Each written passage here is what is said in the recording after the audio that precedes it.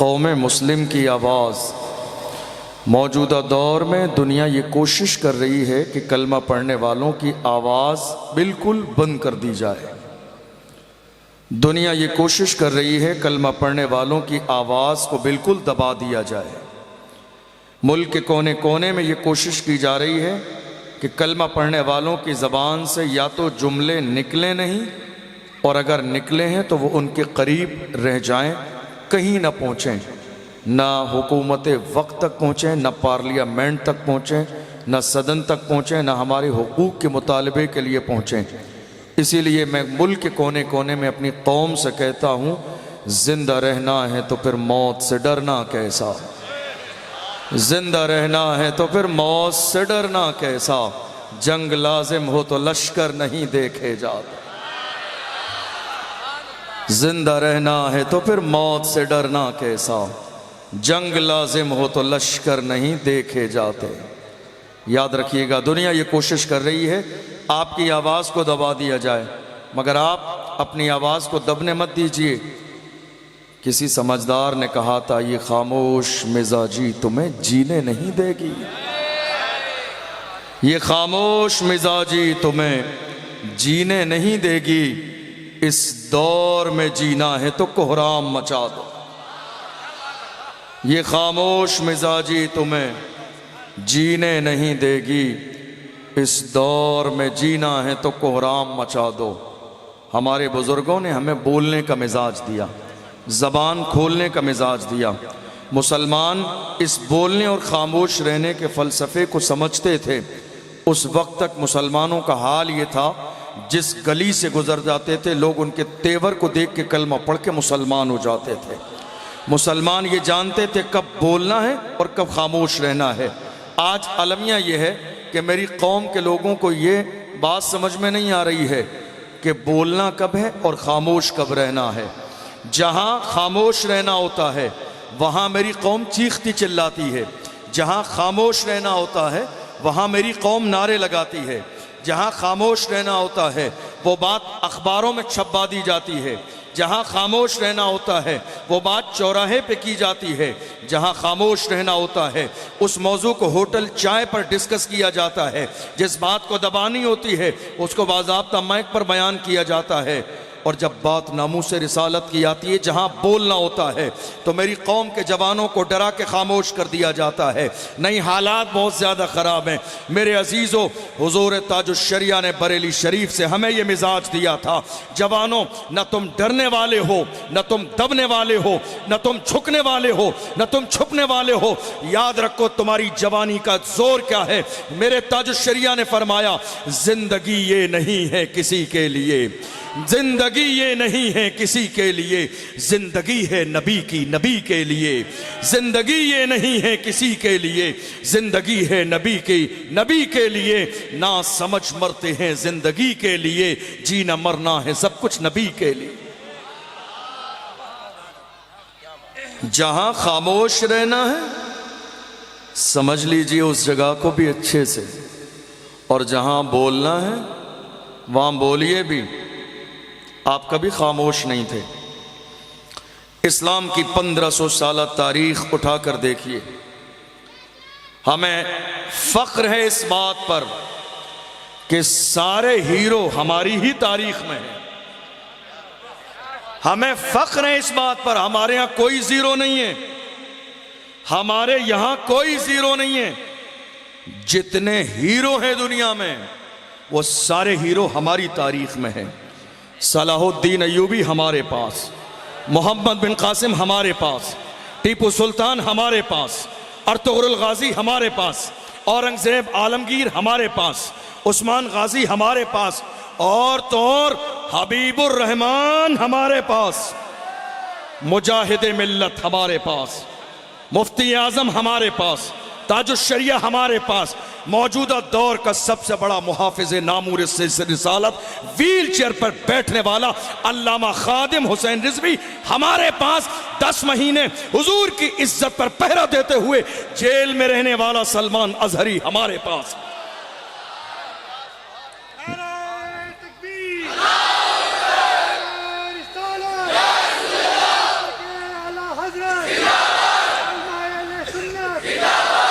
जिंदा रहना है तो फिर मौत से डरना कैसा, जिंदा रहना है तो फिर मौत से डरना कैसा, जंग लाजिम हो तो लश्कर नहीं देखे जाते। काश कि मेरी कौम को ये शेर याद भी हो जाए और इसका मतलब समझ में भी आ जाए। तो याद रखना, मैं आज अपनी कौम के जवानों से कहता हूँ, हमारे जवानों की ज़बान पर एक जुमला बड़ा मतलब कह लीजिए कि रस बस चुका है। जैसे ही कोई शख्स किसी जलसे में आता है तो मेरी कौम के जवान हर किसी के लिए खड़े होकर नारा लगा देते हैं, देखो देखो कौन आया, सुन्नियों का शेर आया। आप जिसे शेर कह रहे हो वो सही से गीदड़ भी नहीं है। जो हुजूर की इज्जत के लिए खड़ा ना हो सके वो शेर कैसे हो सकता है? जो नामूस रिसालत के लिए खड़ा ना हो सके वो शेर कैसे हो सकता है? जो हुजूर की इज्जत की बात ना कर सके वो शेर कैसे हो सकता है? जो तन मन धन कुर्बान करने का हुजूर के लिए जज्बा ना रख सके वो शेर कैसे हो सकता है? याद रखिएगा, जहां शेर होता है वहां शेर की दहाड़ होती है। जहां शेर होता है वहां दबना नहीं पाया जाता। जहां शेर होता है वहां कभी खौफ नहीं पाया जाता। जहां शेर होता है वहीं किसी भी तौर पर अपने बिल में छुपना नहीं पाया जाता। शेर देखना है, डॉक्टर इकबाल से कहिए। डॉक्टर इकबाल ने हमारे आबा व अजदाद की तारीख हमें पढ़ के सुनाई और कहा, ऐ मेरी कौम के जवानों, तुम अपनी तारीख को पढ़ के देखो। तुम शेर थे और कैसे शेर थे, टल न सकते थे अगर जंग में अड़ जाते थे। पांव शेरों के भी मैदान से उखड़ जाते थे। तुझसे सरकश हुआ कोई तो बिगड़ जाते थे। तीर क्या चीज है, हम तोप से लड़ जाते थे। शान आंखों में न जचती थी जहादारों की, कलमा पढ़ते थे हम छांव में तलवारों की। हम जो जीते थे तो जंगों की मुसीबत के लिए या रसूल अल्लाह, और मरते थे तेरे नाम की अजमत के लिए। दश्त तो दश्त हैं, दरिया भी न छोड़े हमने, बहरे जुल्मात में दौड़ा दिए घोड़े। नारे तकबीर, नारे रिसालत, मसलके आला हजरत, उलमाए अहले सुन्नत। वाह वाह वाह वाह, सुभान अल्लाह। मौजूदा दौर में कौम मुस्लिम की पस्ती की वजह क्या है, ये सवाल है। मौजूदा दौर में मुल्क के कोने कोने में पैरों के नीचे रौंदी जा रही है कौम मुस्लिम। जानते हो वजह क्या है? जब से कौम मुस्लिम के अंदर कौम की दलाली करने वाले दलाल पैदा हो गए, जब से कौम मुस्लिम में अपनी ही कौम की दलाली करने वाले दलाल पैदा हो गए, रहबर भी हैं, रहजन भी हैं। नाम की लिस्ट बना के देना भी इनका काम है, छुड़ाना भी इनका काम है, पैसे बताना भी इनका काम है, तोड़ बट्टे कराना भी इनका काम है। आधा अपनी जेब में रख लेना, आधा आगे बढ़ा देना भी इनका काम है। कहते नहीं साहब, हमारे सीने में कौम का दर्द है। मैंने कहा किसी अच्छे हॉस्पिटल में जाके ECG कराओ, कहीं ऐसा ना हो बीमारी का दर्द हो। कौम का दर्द ऐसा नहीं होता है। जिसके सीने में कौम का दर्द हो वो सोता नहीं है। सलाहुद्दीन अय्यूबी की शक्ल में मस्जिद अक्सा के सामने लश्कर खड़ा कर देता है। जिसके सीने में कौम का दर्द हो वो तारिक इब्न ज़ियाद 10 से 12 हज़ार के लश्कर जर्रार को लेकर स्पेन के साहिल समंदर पे उतार देता है। जिसके सीने में कौम का दर्द हो वो टीपू सुल्तान कभी अंग्रेजों के सामने झुकता नहीं है और दुनिया की आंखों में आंखें डाल के कहता है, शेर की एक लम्हे की जिंदगी गीदड़ की 100 साल जिंदगी से बेहतर है। जिसके सीने में कौम का दर्द हो उस कौम के अंदर हॉस्पिटल भी मिलेगा, स्कूल भी मिलेंगे, कॉलेज भी मिलेंगे। हमारे यहाँ कौम का दर्द रखने वाले हजारों हैं, मगर अफसोस कौम की जरूरत वाली एक भी चीज नहीं है। मेरी बात समझ आ रही है आपको? ऐसे ही लोगों के लिए जिन्होंने कौम की दलाली की और ये सोचा कि जब परेशानी का वक्त आएगा, जब मारा जाएगा तो हमारे लिए रेड कलर का कारपेट बिछाया जाएगा इज्जत के लिए। हरगिज़ ऐसा नहीं होगा। दुनिया समझ गई है जो अपनी कौम का ना हुआ वो हमारा कैसे हो सकता है। डॉक्टर राहत इंदौरी ने कहा था, लगेगी आग तो आएंगे घर कई जद में, यहाँ पे सिर्फ हमारा मकान थोड़ी है, जो आज साहिबे मसनद हैं कल नहीं होंगे। किराएदार हैं, जाती मकान थोड़ी है, सभी का खून है शामिल यहां की मिट्टी में, किसी के बाप का हिंदुस्तान थोड़ी है। सभी का खून है शामिल यहां की मिट्टी में, किसी के बाप का हिंदुस्तान थोड़ी है। हम तो 2024 में भी बड़े फख्र के साथ कहते हैं, कुर्सी पर कोई भी बैठे राजा तो मेरा खौजा है। दुनिया आज ऐसे ही नहीं दबा रही है, जरूर किसी अपने ने अपनी कौम की मुखबरी की होगी। ऐसे लोग हैं या नहीं है हमारे यहां? क्या कहते हैं आप, है या नहीं? और बहुत खुश भी हैं। नहीं साहब, हमारी आगे तक पहुंच है, तुम्हारी आगे तक कहां तक पहुंचे?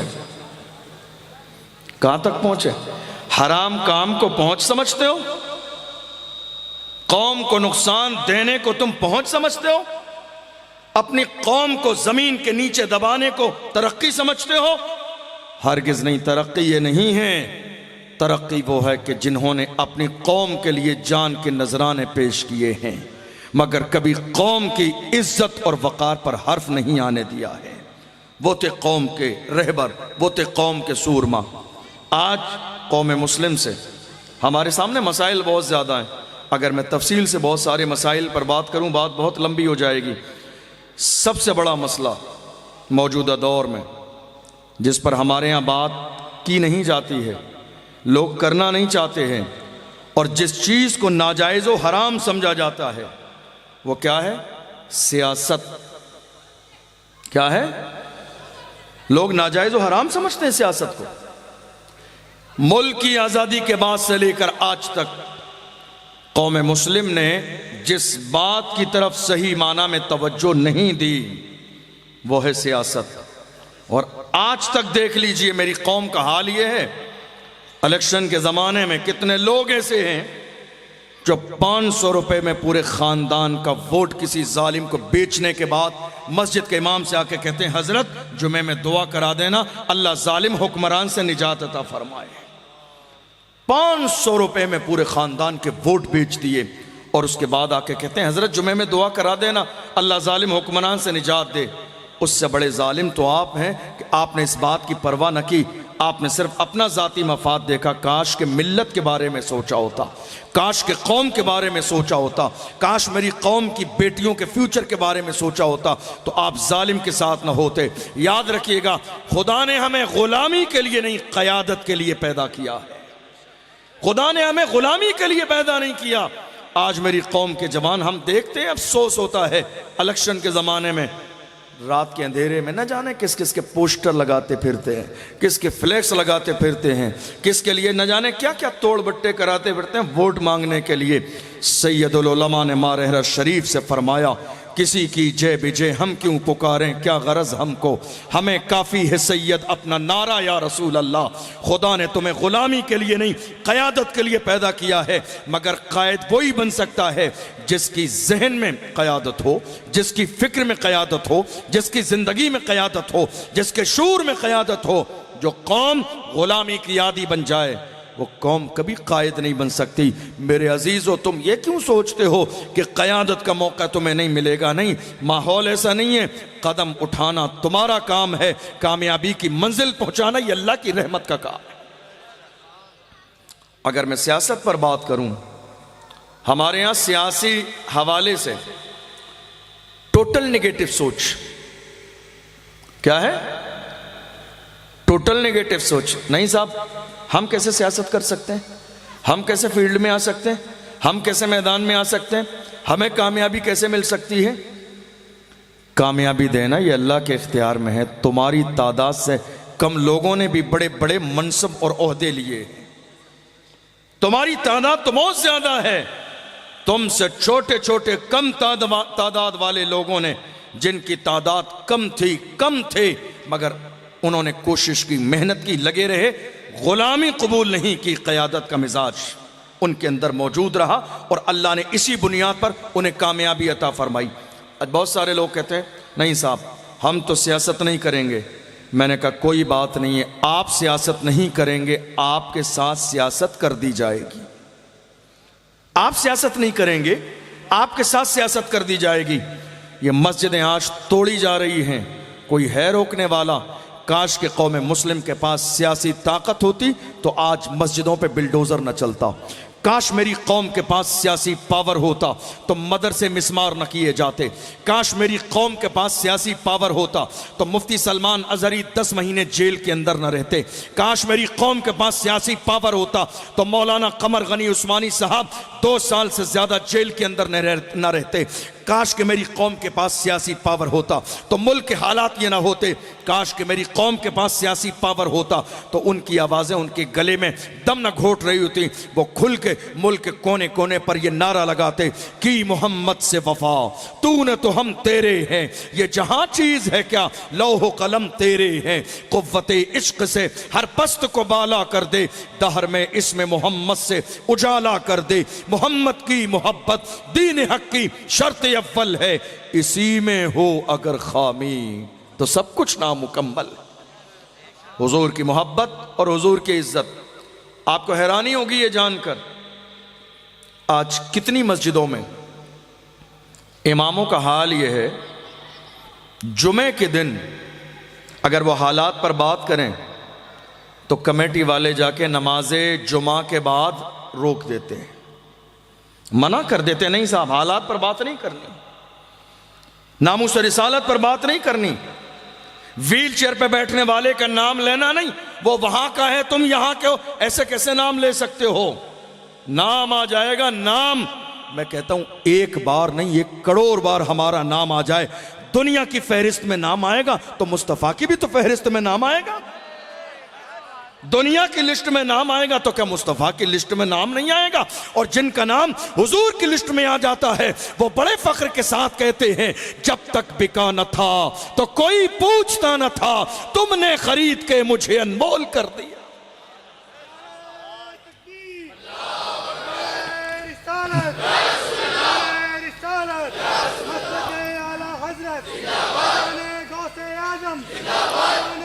गरीब नवाज आला हजरत हजूर मुजाहिद मिल्लत ताजुस्सरिया।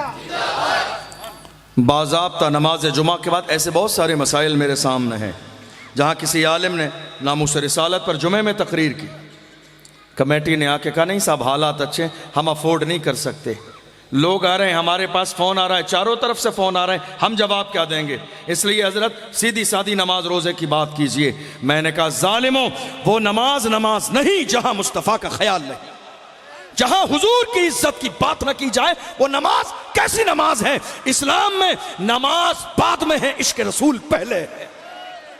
इश्क पहले है, नमाज बाद में है। जहां इश्क नहीं वहां नमाज नहीं, इश्क है तो नमाज है, इश्क नहीं तो नमाज नहीं। नमाज बाद में है, नमाज के नाजिल होने से पहले पूरी इबादत हुजूर की ज़ियारत और मुस्तफ़ा का इश्क था। अफसोस सद अफसोस जाके मना कर, नहीं साहब हम सदर साहब हैं, हम सेक्रेटरी साहब हैं, हम खजानची साहब हैं। मैं कहता हूं लानत है तुम्हारे ओहदे पर, लानत है तुम्हारे ओहदे पर। हुजूर की इज्जत के लिए बात ना कर सको तुम, और एक आलिम बोले मिंबर रसूल पर, उसको भी जाके रोक दो। हजरत नहीं हालात अच्छे नहीं हैं, हालात अच्छे नहीं हैं। मैं कहता हूं हालात बहुत अच्छे हैं, तुम्हारे अपने हालात खराब हैं इसलिए तुम्हें डर लगता है। तुम्हारे अपने नामा अमाल काले पड़े हुए हैं, तुम्हारे काले चिट्टे की फाइलें भरी हुई हैं, इसलिए तुम्हें डर लगता है कि मैं सदर हूं कहीं मेरा नाम ना आ जाए। अरे मैं कहता हूं छोड़ दो ये ओहदा, कुर्सी है तुम्हारी, ये जनाजा तो नहीं है, कुछ कर नहीं सकते तो उतर क्यों नहीं जाते? कुर्सी है तुम्हारी, ये जनाजा तो नहीं है, कुछ कर नहीं सकते तो उतर क्यों नहीं जाते? छोड़ दो मनसब, छोड़ दो ओहदा, तुम्हारे बस का नहीं है। तुम जाके चूड़ी पहनकर किसी घर के 10 बाई 10 के रूम में बैठो। इस मनसब को संभालने के लिए किसी मर्द की जरूरत है, इस मनसब को संभालने के लिए बाबा जान के किसी नायब की जरूरत है, इस मनसब को संभालने के लिए तारिक इब्न जियाद के जानशीन की जरूरत है, इस मनसब को संभालने के लिए 17 साल के मोहम्मद बिन कासिम जैसे किसी जवान की जरूरत है, इस मनसब को संभालने के लिए सलाहुद्दीन अय्यूबी के किसी दीवाने की जरूरत है। तुम्हारे बस का नहीं है, छोड़ दो। लेकिन याद रखो, बात नामूस रिसालत की होगी, आज भी हो रही है, कल भी होगी, और जब फांसी का फंदा गले में होगा तब भी कहेंगे कोई गुल बाकी रहेगा, ने चमन रह जाएगा, पर रसूलुल्लाह का दीने हसन रह जाएगा। अतलसो कम ख्वाब की पोशाक पर नाजा न हो, इस तने बेजान पर खाकी कफन रह जाएगा। हम सफीरो बाग में है, कोई दम का चहचहा, बुलबुलें उड़ जाएंगी, सूना चमन रह जाएगा। नाम शाहाने जहां मिट जाएंगे, लेकिन यहां हश्र तक नामो निशाने पंजतन रह जाएगा। जो पढ़ेगा साहिबे लौलाक के ऊपर दुरूद, आग से महफूज उसका तन बदन रह जाएगा।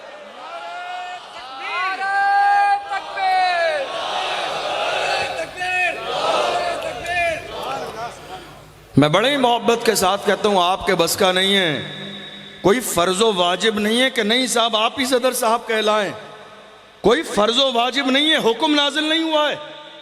छोड़ दीजिए, जिसके बस का जो काम नहीं है छोड़ दीजिए, जिसके बस का है उसको दे दीजिए, जिसके बस का नहीं है। मगर याद रखिएगा, नामूस रिसालत की बात मस्जिद में भी नहीं होगी तो और कहां होगी? मिंबर पे सदर साहब की तारीफ हो तो 36 इंच का सीना हो जाता नहीं साहब। सदर साहब की मिंबर पे तारीफ की, मैं कहता हूं लानत है तारीफ करने वालों पर भी और तारीफ सुनने वालों पर भी। ये मिंबर दुनियादार की तारीफ के लिए नहीं, मदीने के ताजदार की तारीफ के लिए है, अहमद मुख्तार की तारीफ के लिए है। हम बरेली का जाम पीने वाले लोग हैं। मेरे इमाम से कहा गया नान पारा के नवाब की तारीफ कर दो। ऐसे आलम में इमाम जलाल में आगे इरशाद फरमाया, अहमद रजा दुनियादार की नहीं तारीफ करेगा तो मदीने के ताजदार की तारीफ करेगा।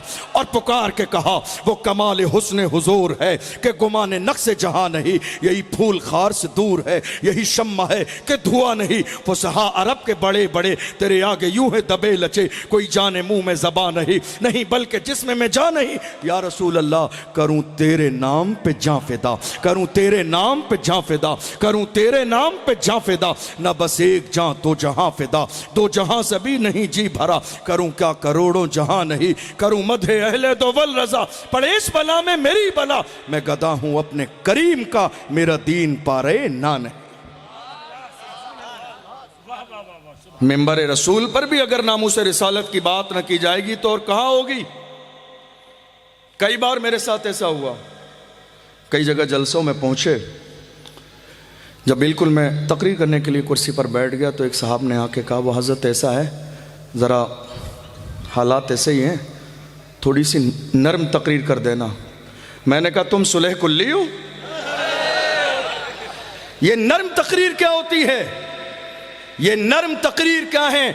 इस्लाम में कोई नरमी नहीं है किसी भी दुश्मन के लिए, किसी भी दुश्मन के लिए। हमारे बुजुर्गों ने मिजाज दिया गुस्ताख रसूल के लिए, न दिमाग ठंडा रखो न दिल नरम रखो। वक्त का इमाम कहता है, दुश्मने अहमद पे शिद्दत कीजिए, मुल्हिदों से क्या मुरफ़्फ़त कीजिए, गैस में जल जाएं बेदीनों के दिल, या रसूल अल्लाह की कसरत कीजिए। ये नरम तकरीर क्या होती है? हरगिज नहीं।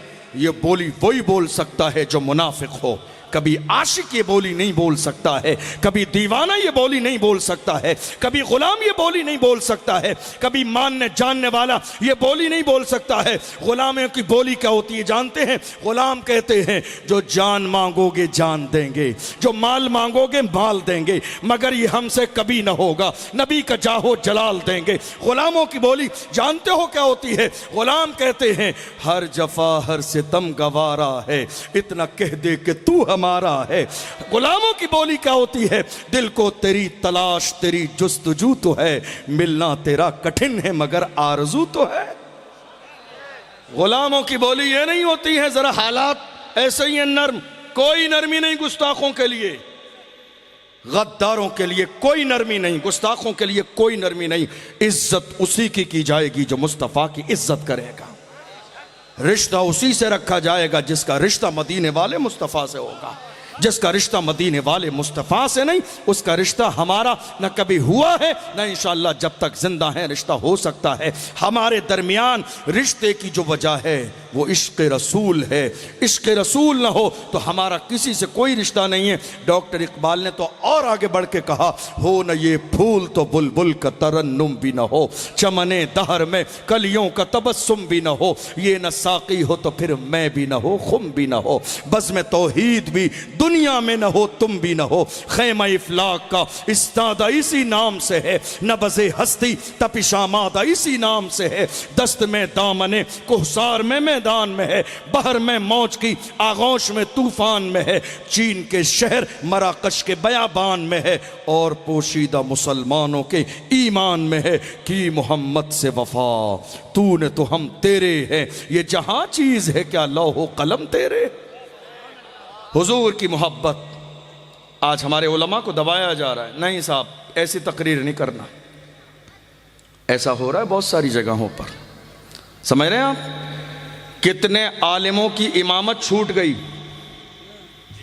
कितने उलमा मस्जिद से निकाल दिए गए, कितनों को खामोश कर दिया गया।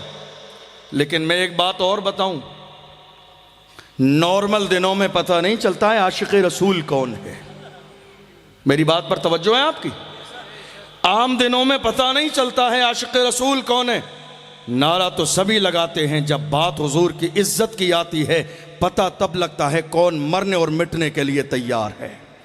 आम दिनों में पता नहीं चलता सिर्फ नारा लगाते हुए हम हुजूर के गुलाम हैं, हम हुजूर के गुलाम हैं। जब बात हुजूर की इज्जत की आती है, कुछ उलमा ऐसे भी थे, उन्होंने कहा तुम अपनी जॉब और अपनी नौकरी अपने पास रखो, हमारे रिस्क की जिम्मेदारी सदर पर नहीं अल्लाह की रहमत पर है।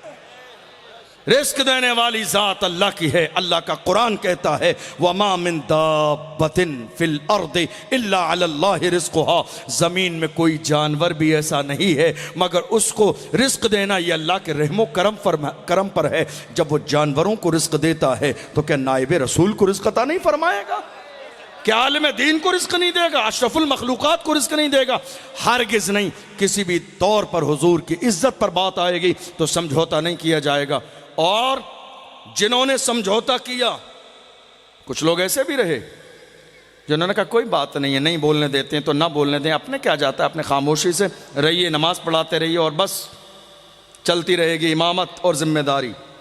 मेरा मकसद किसी के खिलाफ तकरीर करना नहीं, लेकिन याद रखिएगा जो हक है वो बोला जाएगा, जो सच है वो बोला जाएगा, रियायत किसी के साथ नहीं की जाएगी, क्योंकि बात हुजूर की इज्जत की है, बात नामूस रिसालत की है। डॉक्टर इकबाल ने कौम मुस्लिम के उलमा से भी कहा था, ए उलमा तुम्हारी जिम्मेदारी इमामत का मतलब खाली 2-4 रकात नमाज पढ़ाना नहीं है। इमामत का मतलब 2-4 रकात नमाज पढ़ाना नहीं है। डॉक्टर इकबाल ने कहा इमामत किसे कहते हैं? फरमाते हैं तूने पूछी है इमामत की हकीकत मुझसे, हक तुझे मेरी तरह साहिब असरार करे, है वही तेरे ज़माने का इमाम बरहक जो तुझे हाजिरो मौजूद से बेजार करे, दे के एहसास ज़िया तेरा लहू गरमा दे, फ़क्र की शान चढ़ा के तुझे तलवार करे, फितने मिल्लत बैज़ा है इमामत उसकी जो मुसलमान को सलाती का परस्तार करे। का उसकी इमामत तो फितना है, उसकी इमामत तो फितना है जो अपनी कौम को किसी का गुलाम बना दे। इमाम वही है जो अपने जवानों के जोश को इतना मजबूत कर दे, अगर हुजूर की इज्जत की बात आ जाए तो एक लम्हा गौर न करें, तन मन धन सब कुछ कुर्बान करने के लिए तैयार हो जाए। हिंदुस्तान की सरजमीन पर आज हालात हमारी और आपकी निगाहों के सामने, एक मैदान जहां कौम मुस्लिम ने पहले दिन से तवज्जो नहीं दी वो है सियासत का मैदान। कहा नहीं साहब हमें सियासी पार्टी बनाने की ज़रूरत क्या है। और आज भी हमारे बहुत सारे भाई ऐसे हैं जहां क़यादत की बात आती है तो सबसे पहले उनके ही पेट में दर्द हो जाता है। इस क़यादत की बात क्यों करते हैं? जो चल रहा है चलने दीजिए। मैं कहता हूं मौजूदा दौर में मुल्क के कोने कोने में नाम निहाद सेकुलर पार्टियां हैं। एक कुत्ता भी मर जाता है ना मुल्क के अंदर तो कितने नेता हैं ट्यूट करके उसका भी अफसोस जाहिर करते हैं, मगर देख लो कई सालों से मुसलसल मेरे नबी की शान में गुस्ताखी हो रही है। कोई सेकुलर पार्टी एक जुमला बोलने के लिए राजी नहीं है, एक जुमला बोलने के लिए राजी नहीं है, जिन्हें कौम के लोग अपना मसीहा समझते हैं। याद रखिएगा, अगर आज हम क़यादत की बात करते हैं तो इसमें बुराई क्या है, इसमें हैरत की बात क्या है? दुनिया की हर कौम अपने नेता का इंतखाब करती है। अगर आज कौम मुस्लिम अपने नेता का इंतखाब करना चाहती है या सियासी मैदान में आगे आना चाहती है, इसमें कोई ताज्जुब वाली और कोई गम वाली बात नहीं। और दुनिया के लोगों ने ये सोचा नहीं साहब सियासत करना नाजायज़ है, उन्होंने गलत सोचा। कोई सियासत करना नाजायज़ नहीं है, सियासत करना जायज़ है, बल्कि उम्मत के हालात को बेहतर करने के लिए सियासत करना बाइसे सवाब है, सवाब है, सवाब। चूंकि मुल्क के अंदर जो कुछ तय होता है वो सियासत के जरिए तय होता है, ये मैं भी जानता हूं, आप भी जानते हैं। आज हमारा हाल क्या है जानते हैं आप? हिंदुस्तान की सरजमीन पर, हिंदुस्तान की सरजमीन पर हाल ये है कि हम अपने दिल की एक बात भी किसी से नहीं कह सकते। दुनिया हमें जिस नज़र से देख रही है आपके सामने ही है। हमें एहसास दिलाया जा रहा है इस बात का कि नहीं साहब हिंदुस्तान की सरजमीन पर आप किराएदार हैं, ये एहसास हर मौके पर दिलाया जा रहा है। लेकिन मेरी कौम के लोगों ने एक नारा ऐसा लगाया जिसमें थोड़ी सी कमी रह गई। कहते रहे नहीं साहब हम मुल्क के वफ़ादार हैं, वफ़ादार हैं, वफ़ादार हैं। मैंने कहा ज़रा नारे में इजाफ़ा कर दीजिए, हिंदुस्तान की सरज़मीन पर मुसलमान इस मुल्क के वफ़ादार भी हैं, ज़िम्मेदार भी हैं और बराबर के हिस्सेदार भी हैं। चंद जुमलों का इजाफ़ा कीजिए, बराबर के हिस्सेदार भी। क्यों?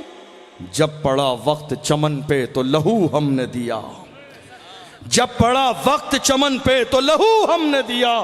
आज कहते हो कि गुलशन में तेरा काम नहीं, अरे हम भी तामीर वतन में हैं बराबर के शरीक। दरो दीवार अगर तुम हो तो बुनियाद हैं हम।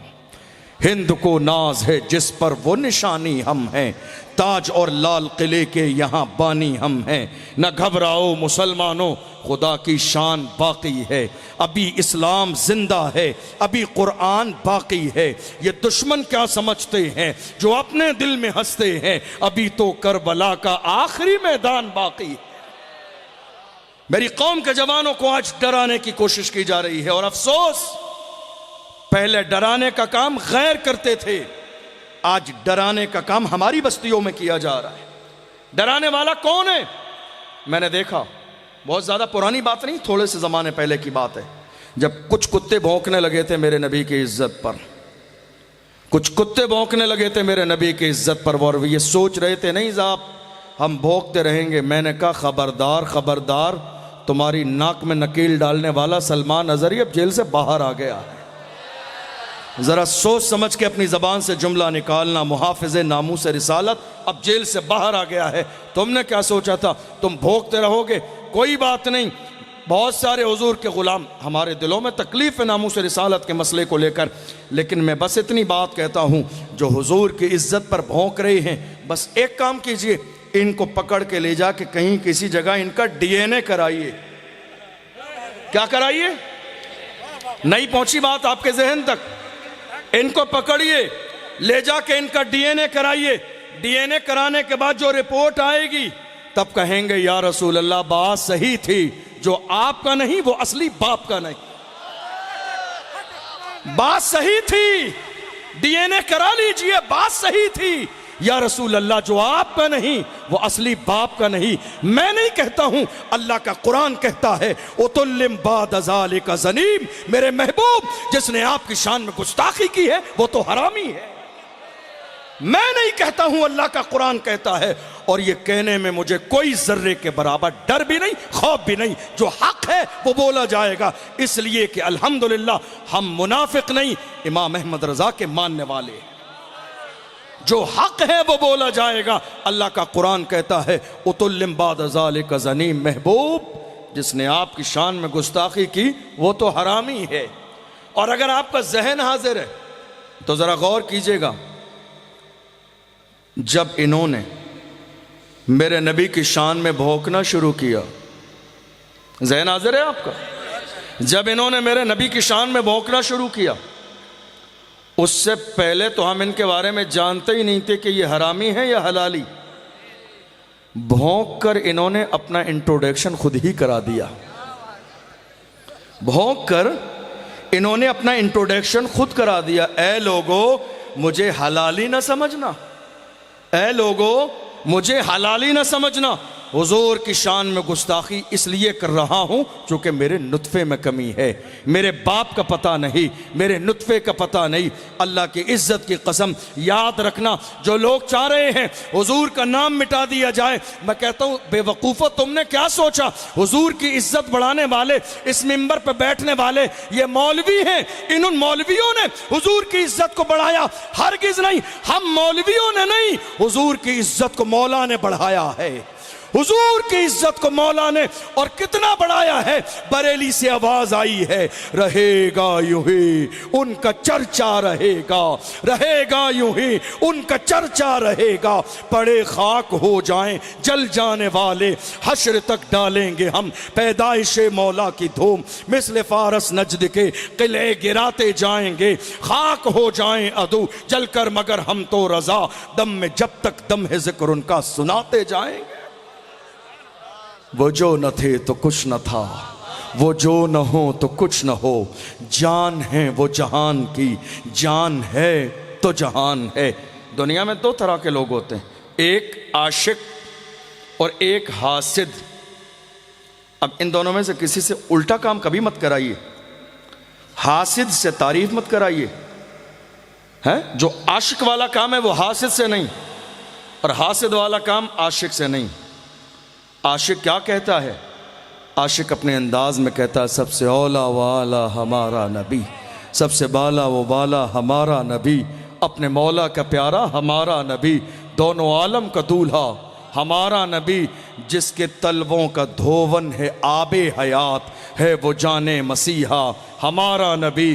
कौन देता है देने को मुंह चाहिए, देने वाला है सच्चा हमारा नबी। सारे अच्छों में अच्छा समझिए जिसे, है उस अच्छे से अच्छा हमारा नबी। सारे ऊंचों में ऊंचा समझिए जिसे, है उस ऊंचे से ऊंचा हमारा नबी। गमजदों को रजा मुज्द दीजे के है, बेकसों का सहारा हमारा नबी। इश्क वालों का अंदाज अलग होता है। हासिद खामियां तलाश करते हैं, आशिक खूबियां तलाश करता है। मैं आपको बताऊं, आशिक की बात आई है, एक शेर पढ़ूं आपके सामने। किसका? आशिक का। किसका? मुझे आवाज नहीं आई आपकी। आशिक का। कौन आशिक? बरेली का आशिक। कौन आशिक? मेरे इमाम कहते हैं, हुस्न यूसुफ पे कटी मिस्र में अंगुश्ते जना, हुस्न यूसुफ पे कटी मिस्र में अंगुश्ते जना, सर कटाते हैं तेरे नाम पे मर्दान अरब।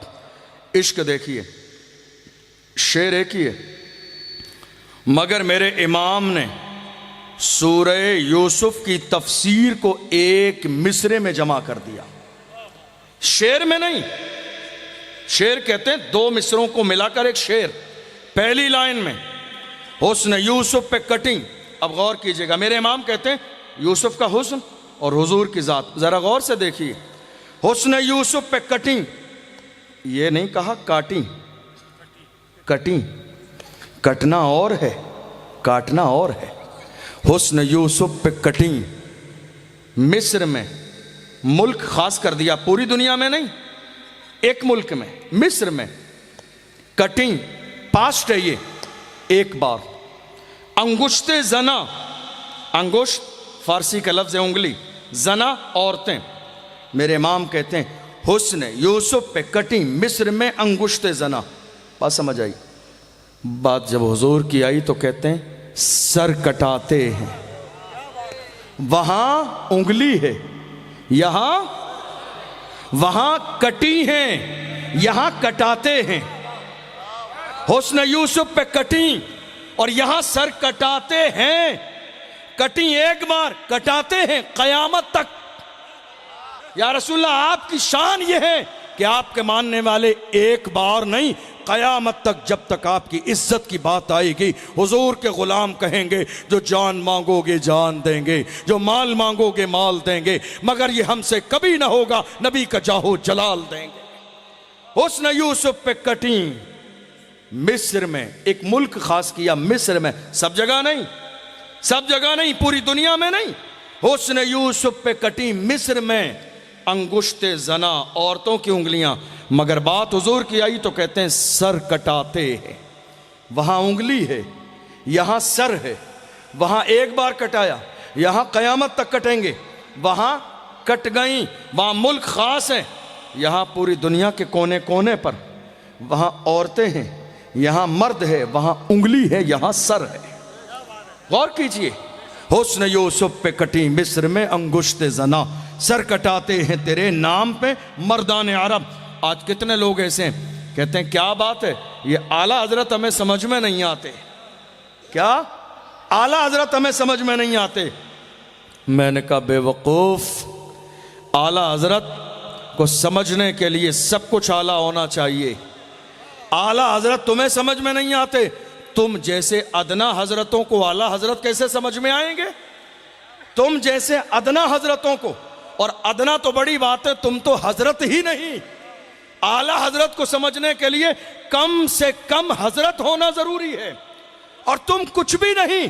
आला हजरत को समझने के लिए जरूरी यह है सब कुछ आला हो, माँ आला हो, बाप आला हो, पीर आला हो, उस्ताज आला हो, इल्म आला हो, मुस्तफ़ा से इश्क आला हो। जब इतने आला मिलते हैं तब जाके कोई आला हजरत बनता है, और जब आला हजरत बन जाता है तो दुनिया पुकार के कहती है मुल्के सुखन की शाही तुमको रजा मुसल्लम, जिस सिमत आ गए हो सिक्के बिठा दिए हैं, वादी रजा की कोहे हिमालय रजा का है, जिस सिमत देखिए वो इलाका रजा का।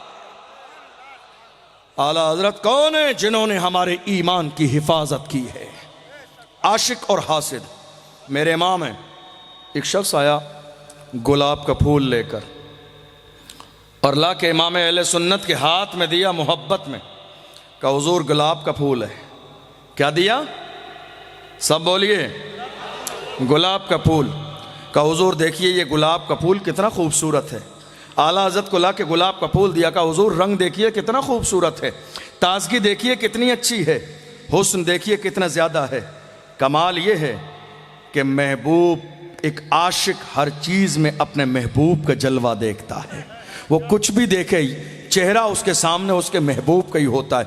मेरे इमाम गुलाब के फूल को देखते जाते हैं और मुस्कुरा के कहते हैं तुम इस फूल पे शैदा हो, क्या ख्याल है उस फूल के बारे में जो कभी मुरझाता नहीं है। क्या ख्याल है उस फूल के बारे में जिसकी ताजगी में कभी कमी नहीं आती है। क्या ख्याल है उस फूल के बारे में जिसकी पत्तियां कभी झड़ने वाली नहीं है। क्या ख्याल है उस फूल के बारे में जिसकी खुशबू कभी कम नहीं होगी। मेरा इमाम फूल देखता जाता है, कलम उठा के कहते हैं सरताब कदम है तन सुल्तान ज़मन फूल, लब फूल दहन फूल ज़क़न फूल बदन फूल, वल्लाह जो मिल जाए मेरे गुल का पसीना, मांगे न कभी इत्र न फिर चाहे दुल्हन फूल। क्या बात रजा उस चमनिस्तान करम की, ज़हरा है कली जिसमें हुसैन और हसन फूल। बात फूल पे आ गई है, मेरे इमाम दरिया बहाते चले जा रहे हैं। मेरे अजीजों, मैं अर्ज कर रहा था हुजूर की इज्जत की बात आए तो सबसे बड़ा फर्ज नामूस रिसालत की पहरेदारी है। बात अगर हुजूर की इज्जत किया जाए तो सबसे बड़ा फर्ज, हमारे लोग क्या कर रहे हैं, डराने का काम। हर जमाने में ये काम गैरों ने किया, आज ये काम हमारे अपने कर रहे हैं।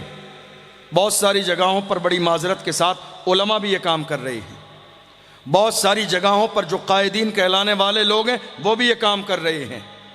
बहुत सारे हमारे जो अवामी तौर पर नेता शुमार किए जाते हैं वो भी डराने का काम कर रहे हैं। और जुमला क्या है, हालात अच्छे नहीं हैं। मैं आपसे पूछना चाहता हूँ 1500 साल की पूरी तारीख का मुताला कीजिए, हमारे लिए हालात अच्छे कब थे। हमारे लिए हालात अच्छे कब थे।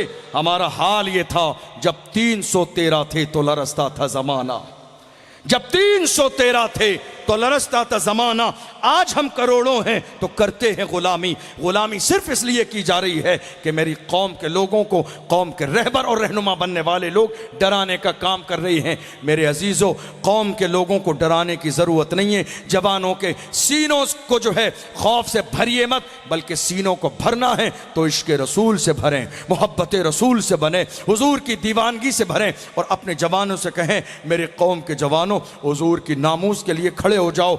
अगर खड़े होकर मुसीबत के बाद जिंदा रहोगे तो अल्लाह तुम्हें गाजी बना देगा, और अगर मर जाओगे तो अल्लाह तुम्हें शहादत का दर्जा अता फरमाए।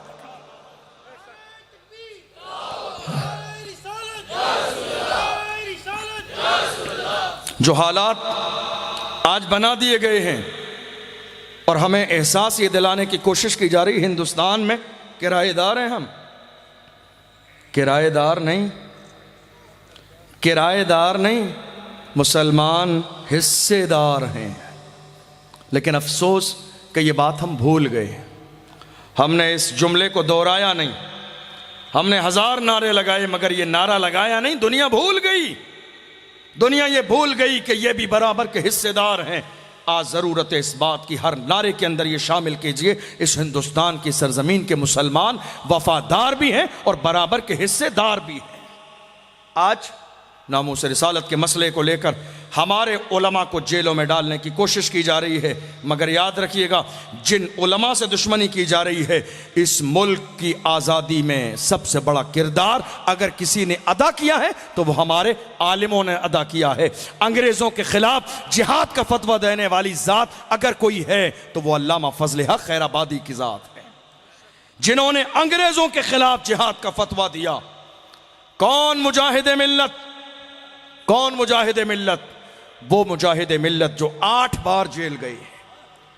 इतना आसान है मुहाफिज नामूस रिसालत बन जाना? हमारे यहाँ तो बस आज गुलपोशी और दस्तारबंदी का दौर है। जिसको देखो गुलपोशी, जिसको देखो दस्तारबंदी। याद रखिएगा नामूस रिसालत का मुहाफिज बनना इतना आसान काम नहीं है। मुनाफिकत मत कीजिए, हुजूर की इज्जत की बात है। आपके सीने में इतनी हिम्मत और कुव्वत नहीं तो पीछे हट जाइए। जिनके सीने में जुर्रत है उन्हें आगे आने का मौका दीजिए और आप पीछे खड़े हो जाइए।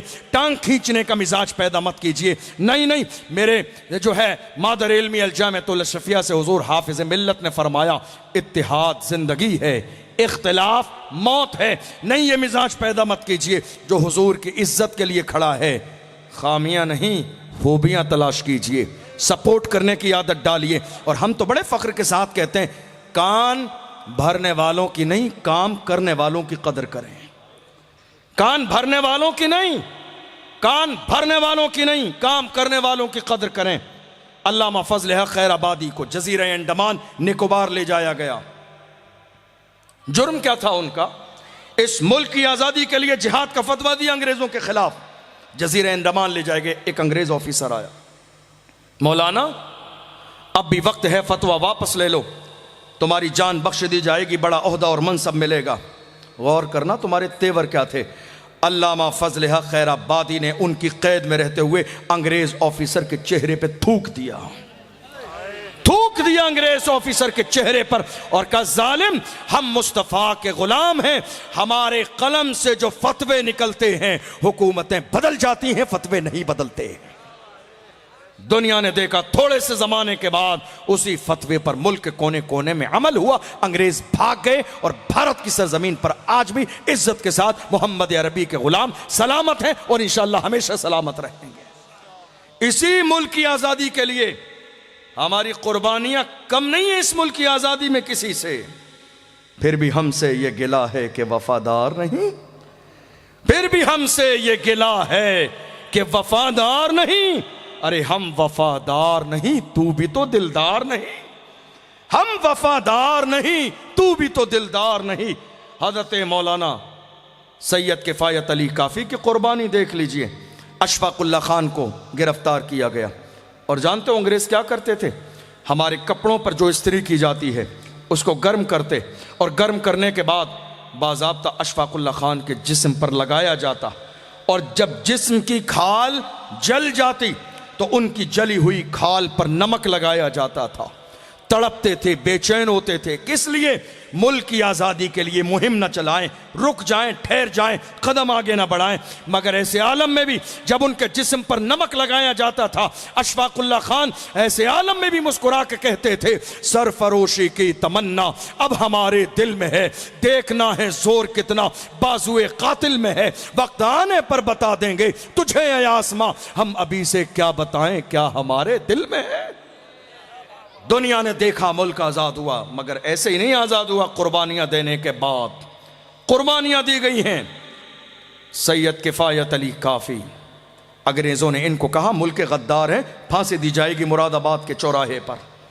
रमज़ान के महीने में 27 रमज़ान को असर और मगरिब के दरमियान हज़रत मौलाना सैयद किफ़ायत अली काफ़ी को मुरादाबाद के चौराहे पर फांसी दी गई। जब फांसी का फंदा उनके गले में डाला गया तो कहा, मौलाना कोई आखिरी ख्वाहिश हो तो बयान करो, हमारी और आपकी तरह कोई होता तो न जाने क्या कहता, घर वालों को, फैमिली को देखना चाहता हूँ। लेकिन अल्लामा सैयद किफ़ायत अली काफ़ी ने मुस्कुरा के, फांसी का फंदा गले में है, तब भी कहा था कोई गुल बाकी रहेगा ना चमन रह जाएगा, पर रसूलुल्लाह का दीन हसन रह जाएगा। हमारी तारीख में कोई भी एक बुज़दिल नहीं है। मुझे याद आता है थोड़े से ज़माने पहले सद्दाम हुसैन को फांसी दी गई थी। किसको? सर्दी का मौसम था, फांसी दी जा रही थी, तो सर्दी की वजह से जिस्म कांप रहा था, जिस्म के रोंगटे खड़े हुए थे, सर्दी की वजह से जिस्म कांप रहा था। पूछा गया आखिरी ख्वाहिश बयान कीजिए, कहा मुझे मेरा कोट पहनाया जाए। लोगों के जहन में आया ये शख्स दुनिया से जा रहा है, मगर इसके जहन से नवाबी न गई, कोट अब भी चाहिए मरते मरते। का नवाबपन की वजह से नहीं, सर्दी का मौसम है, मेरे जिस्म पर सर्दी की वजह से कपकपी तारी है, कहीं ऐसा ना हो इस हालत में मुझे फांसी दी जाए तो लोग ये समझ लें कि फांसी के फंदे के खौफ की वजह से जिस्म पर लर्जा तारी था। मुझे कोट ला के पहना दो ताकि मेरे जिस्म का रोंगटा खड़ा न हो, दुनिया को पता चल जाए सद्दाम किसी बुज़दिल का नहीं, मुस्तफ़ा के गुलाम एक औरत का शहजादा था जिसने जान तो दी है मगर कभी चापलूसी नहीं की है किसी के। ये तेवर थे कलमा पढ़ने वालों के। बहादुर शाह जफर की तारीख उठाइए, रंगून की जेल में बहादुर शाह जफर के शहजादों के कटे हुए सर ले जाकर उनके सामने पेश किए गए और कहा, अंग्रेजों ने बड़े फख्र के साथ डराते हुए, इतराते हुए, पुरतबाक अंदाज में कहा, दमदमे में दम नहीं, अब खैर मांगो जान की, ए जफर ठंडी हुई शमशीर हिंदुस्तान की। तो ऐसे आलम में बहादुर शाह जफर ने कहा था, गाजियों में बू रहेगी जब तलक ईमान की, गाजियों में बू रहेगी जब तलक ईमान की, तख्ते लंदन तक चलेगी तेग हिंदुस्तान की। कौन? Salahuddin Ayyubi. कौन? Salahuddin Ayyubi. एक मिंबर बनाया गया। हम क्या सोच रहे हैं? मेरी कौम के जवानों का मंसूबा क्या है? मेरी कौम के जवानों की प्लानिंग क्या है? मौजूदा दौर में मेरी कौम के जवान सोच रहे हैं हमें फलां शोरूम जाना है, फलां जीन्स खरीदनी है, फलां टी शर्ट खरीदनी है, फलां ब्रांड के जूते खरीदना है, फलां शादी में जाना है, फलां उर्स और कव्वाली में जाना है, फलां नाच और गाने में जाना है। ये मेरी कौम के जवानों का मेयार है। मगर है मेरी कौम के जवानों, ज़रा अपनी तारीख के औराक को उलट कर देखो, तुम्हारा अंदाज़ क्या होता था, तुम्हारे तेवर क्या होते थे। जिस ज़माने में मस्जिद अक्सा पर यहूदियों का कब्ज़ा था, उस ज़माने में एक आशिक और एक दीवाने ने मस्जिद अक्सा के लिए आलीशान मिंबर बनाया और मिंबर बनाकर रख दिया। लोग आए मिंबर लेने के लिए, कहा मिंबर बेच दो, हमारी मस्जिद में काम आ जाएगा, कीमत बताओ। कहा अदा ना कर सकोगे, कीमत अदा नहीं कर सकोगे। कहा बताइए तो सही। कहा ये मिंबर मैंने दुनिया के दिरहम और दीनार के लिए नहीं बनाया, इसकी कीमत ये है जो इसको यहां से उठा के ले जाए और मस्जिद अक्सा में लगा के ला इलाहा इल्लल्लाह की सदा बुलंद कर दे। यहां से ले जाए मस्जिद अक्सा में नस्ब कर दे, इसकी जान भी जाएगी, कुर्बानी भी देना पड़ सकती है। बड़े बड़े लोग आए मिंबर लेने के लिए, मगर किसी की हिम्मत न हुई। जब बात जान की आती कदम पीछे हट जाते। बात उड़ते उड़ते सलाहुद्दीन अय्यूबी के कानों तक गई, और जब करीब आए कहा कीमत बताइए मिंबर की। कहा शहजादे खरीद न सकोगे, जान जा सकती है। कहा जान बचानी होती तो सलाहुद्दीन अय्यूबी मिंबर लेने आता ही नहीं।